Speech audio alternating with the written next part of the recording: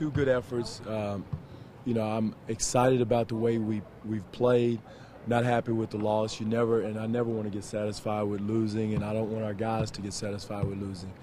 And because I think you set a bad tone.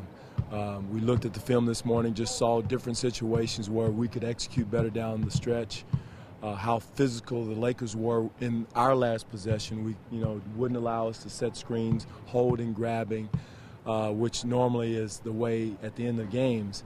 And then how, semi-loose we were. We had some contact, but we weren't as physical as you need to be on the last possession of the game. And so we got to learn from that. And that's just what we kind of went through today in the game situations, execution down the stretch when it's close.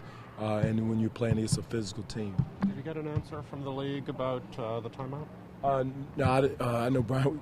Excuse me, Brian was going to send it in. I haven't heard either way. But you have to, after the way a game ends like that, do you have to say anything to your team the next day, or you just let it ride? No, Steve, you do. I mean, we want to teach. Again, this whole year is about teaching, a continuous training camp, so to speak.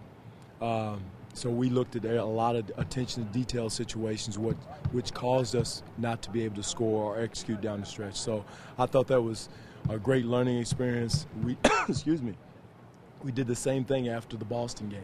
Even though we won, there was a lot of situations we could learn from. So that's what, we did bring it up, and we showed some situations, as uncomfortable as they were. The last play where Kobe hits the three and also the corner shot, we went over that and saw some things we could do differently.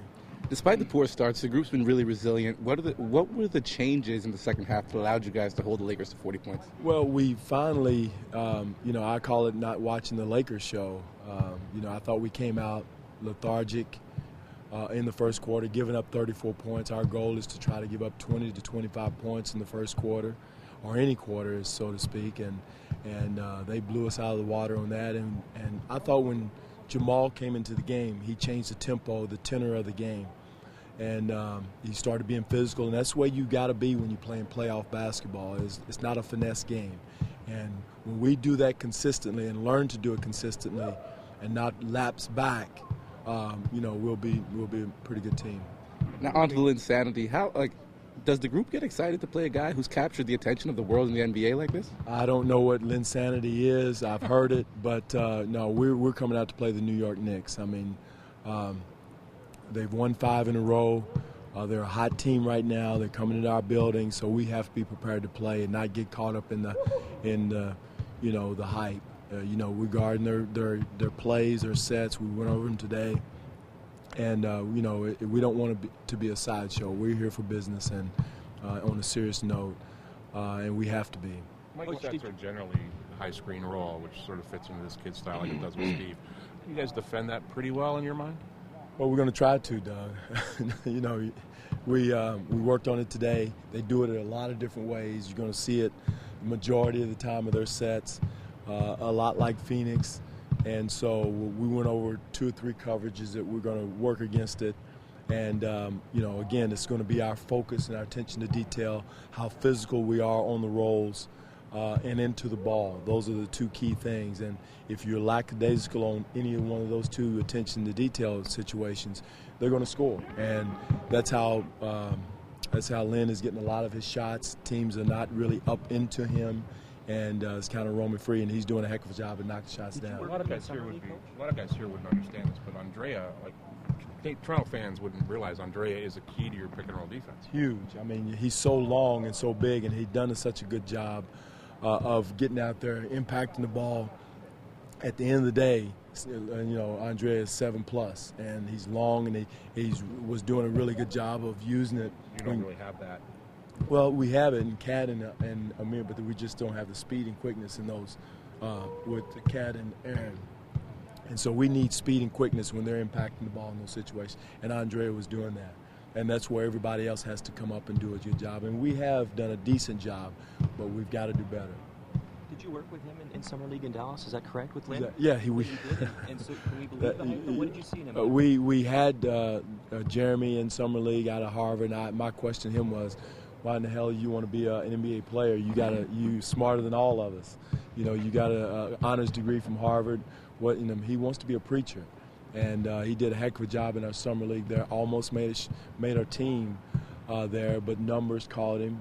But he's a wonderful young man. I'm happy for him, but I'm not going to be happy for him tomorrow night. I want to kick his butt. So, is there any way to qualify how difficult it is to do what he's doing when you have literally no track record of this sort of success in the league? Well, he's done it for as many games as he's played, so we have to go on that and respect that he's going to continue to do it until he doesn't do it again. So we're going to respect him as he's a star. We're not looking at this wonder king. We're looking at him as an NBA starting point guard, and treat him as such. And Amari's return should make it more potent, the screen and roll game. Yeah, this should make it more even potent. You're right, more effective when you have him rolling down the lane.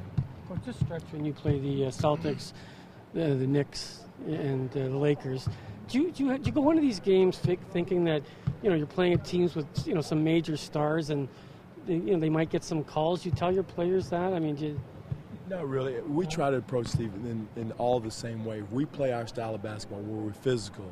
We're touching people, putting our hands on people, playing the way we want to play and have to play, the way we played for 3 quarters yesterday. No matter who it is, it's still effective basketball. It can be effective defensively.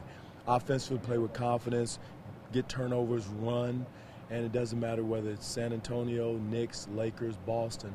We want to play the same way, and that way you're not trying to change your mindset for whoever's coming in, because every team has a star, or they wouldn't be in the NBA. But most teams have a star player or a couple star players. So we want to approach the game with the same defensive philosophy, the same approach mentally, and I know that winning basketball, our system will win if we do it the right way. Hey, any chance on Jared tomorrow? We're going to see. He should be available. We're going to, it's probably going to be a game time decision. I don't know if that answered your question, Steve? Yeah, that was okay. fine. Yeah, thank you.